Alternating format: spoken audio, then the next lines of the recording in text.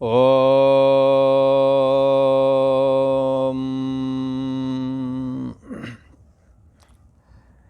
श्री योग वासिष्ठ के उत्पत्ति के प्रकरण में श्री वशिष्ठ जी महाराज बोले, हे राम जी, जहाँ स्फूर्ति दृढ़ होती है जैसी, जिसके अंदर जैसी वासना होती है वैसा ही दिखने लगता है।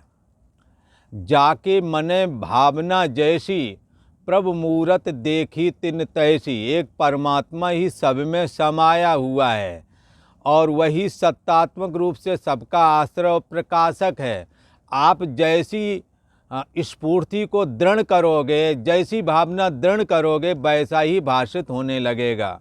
जैसे एक सपाट और चौकोर पत्थर में यदि आप कुछ किसी मूर्ति को बनाओगे और ऐसा लगेगा, ऐसी मूर्ति बनाओगे कि ये मूर्ति हंस रही है, तो ये हंसना, पत्थर कहीं हंसता है क्या? पर हंसती हुई परिकल्पना रूप दृढ़ स्फूर्ति पत्थर को हंसता हुआ सा दिखा देता है। कई बार पत्थर पर पूरे नगर का मानचित्र अंकित किया जाता है। जैसे अजंता वाली गुफाएं, शिव जी का मंदिर और वो जो वहाँ बना हुआ है वो पत्थर में ही अंकित है। ऐसे ही इस जगत को बनाने में मन की बड़ी भारी भूमिका है। मन के अंदर कैसी वासना है, आपके अंदर अच्छे संस्कार हैं, आपको परदेश भेज देते हैं। आप परदेश में जाकर के भी अच्छे लोगों को खोज करके अच्छी संगत आपको मिल जाएगी।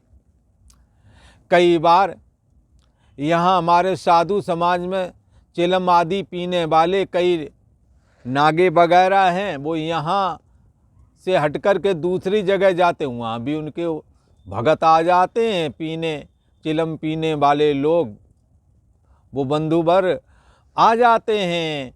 तो क्या है, उन्होंने वैसी दृष्टि बनाई, उनको वैसे ही मिल जाते हैं। ओछे को ओछा मिले, मिले नीच को नीच, साधु को साधु मिले। आप कैसी दृष्टि बना रहे हैं? आप जैसी स्फूर्ति दृढ़ करोगे हृदय में, वैसा ही भाषित होने लगता है। मन में क्या संस्कार हैं, जो संस्कार हैं स्वप्न भी वैसा ही देखोगे। इसलिए अच्छे संस्कार बनाना चाहिए, शास्त्र विषयक संस्कार डालना चाहिए, परमात्मा विषयक संस्कार डालना चाहिए। परमात्मा सब में समाया हुआ है, इसलिए सबसे कर लो प्रेम, जगत में कोई नहीं पराया। यदि ऐसी भावना करोगे तो आपको ऐसा ही दिखेगा। और ये जग हरि का रूप है, परमात्मा का रूप समझ करके सबकी सेवा शुश्रूषा आदि करते हुए चित्त को निर्मल बनाओगे, आपको वैसा ही भाषित होने लगेगा। आप दूसरों को खिला करके भोजन करें। जिस दिन आपको लगेगा कोई खाने नहीं आया, उस दिन आपको भोजन अच्छा न लगेगा। आपकी स्फूर्ति में दृढ़ हो गया दूसरों को खिला करके खाने का। धर्मराज युधिष्ठिर जब राज्य का परित्याग हो गया, जुआ खेलने के बाद में जब जंगल में गए तो उन्होंने कहा, मैं तो संतों का, सज्जन पुरुषों का, साधुओं का भोजन जब कराते थे तब बाद में ही हम भोजन खाते थे, मैं अब क्या करूं? उन्होंने भोजन छोड़ दिया और निराहार होकर के सूर्य की उपासना करने लगे। सूर्य ने कहा, हे धर्मराज, तुम क्या चाहते हो? उन्होंने कहा, मैं अपनी प्रजा को भोजन कराए बगैर भोजन नहीं करता, इसलिए मुझे कुछ ऐसा कर दो जिससे कि मैं भोजन करा सकूं। भगवान सूर्य नारायण ने उन्हें अक्षय पात्र दिया और वहाँ जंगल में भी वो बहुत सारे प्रजाजनों का, संतों का, सज्जन पुरुषों का, ब्राह्मणों का भोजन भंडारा करने के बाद ही खाते थे। इसलिए आपकी मन में जैसी स्फूर्ति दृढ़ होगी, आपको वैसा ही भाषित होने लगा, वैसा ही जीवन निकलेगा। आप अच्छा संस्कार बना, अच्छा जीवन बन जाएगा। इसलिए किसी ने कहा जीवन कैसा हो? बोले जैसा बना लो वैसा हो। जीवन कोई ऐसा नहीं है कि नहीं जैसे बाप दादे थे हम भी वैसे बाप दादे। यदि आपके बाप दादे के संस्कार अच्छे नहीं, आप अच्छे बनना चाहेंगे, बन जाएंगे। और यदि बाप दादे अच्छे हैं और आप बिगड़ना चाहते तो कौन रोक पाएगा, बिगड़ ही जाओगे। मन के संस्कार जैसे हैं वैसा ही ये है। उन संस्कारों को चैतन्य आत्मा की सत्ता मिल जाती, वैसा ही हो जाता है। जैसे बिजली के सम्मुख यदि पंखा लगाओगे हवा फेंकेगा, बल्ब लगाओगे तो उजाला करेगा, और हीटर लगा दो तो गर्मी फेंकेगा। इसमें बिजली का कोई कसूर नहीं, आप उसके सामने क्या लगाते हैं इस बात पर निर्भर करता है। ऐसे ही हम मन में क्या संस्कार अर्जित करते हैं इस बात पर बहुत कुछ निर्भर करता है। यदि आप ये देखेंगे सब में परमात्मा है तो मन सबको परमात्मा देखने लगेगा, और एक दिन ये अनुभव जो संतों का है वो आपका भी होवेगा, ये जग हरि का रूप है। हे राक्षसी, जो कुछ आकार दिखते हैं ये मन के कारण स्वप्ने में दिखे थे जैसे, वैसे ही माया के द्वारा निर्मित ये जगत भी मन के बनाए हुए आकारों की तरह ही है।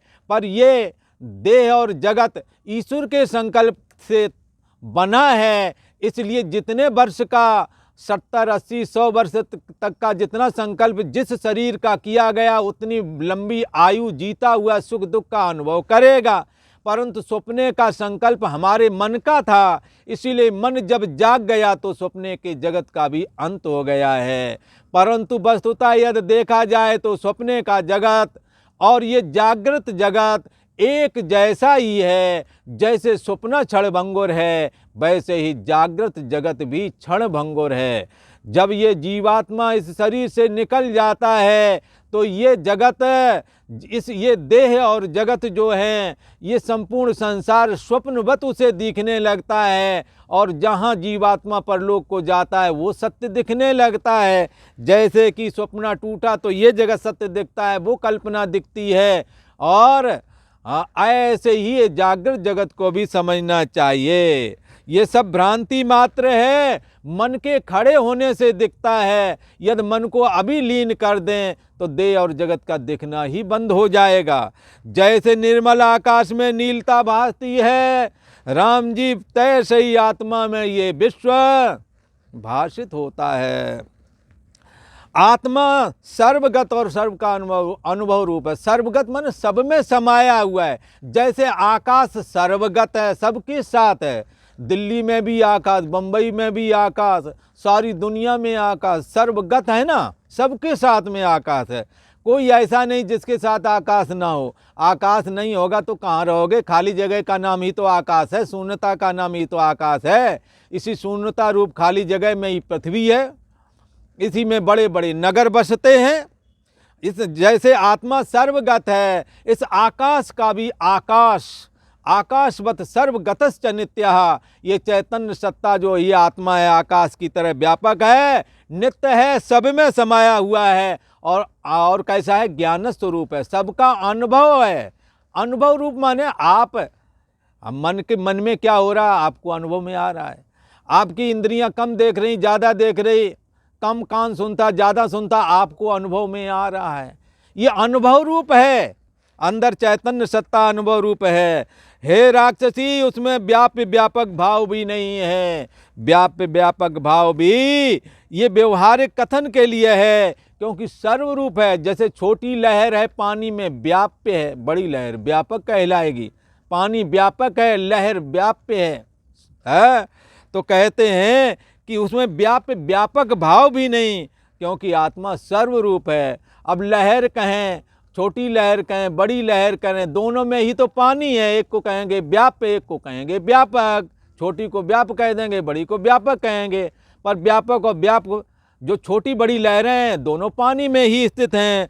ऐसा ये आत्मा सर्वरूप है और शुद्ध चित्त संबित संवेदन में फुरता है। सर्वरूप भी, व्याप्य व्यापक भाव भी उसमें कहना नहीं बनता है, क्योंकि सर्वरूप आत्मा है। और सर्वरूप भी जब वही हुआ तब फिर आत्मा ही वेदम सर्वम, सब कुछ आत्मा है ऐसा समझना चाहिए। जब शुद्ध चित्त संबित संवेदन में फुरता है तब पृथक पृथक भाव चेतता है।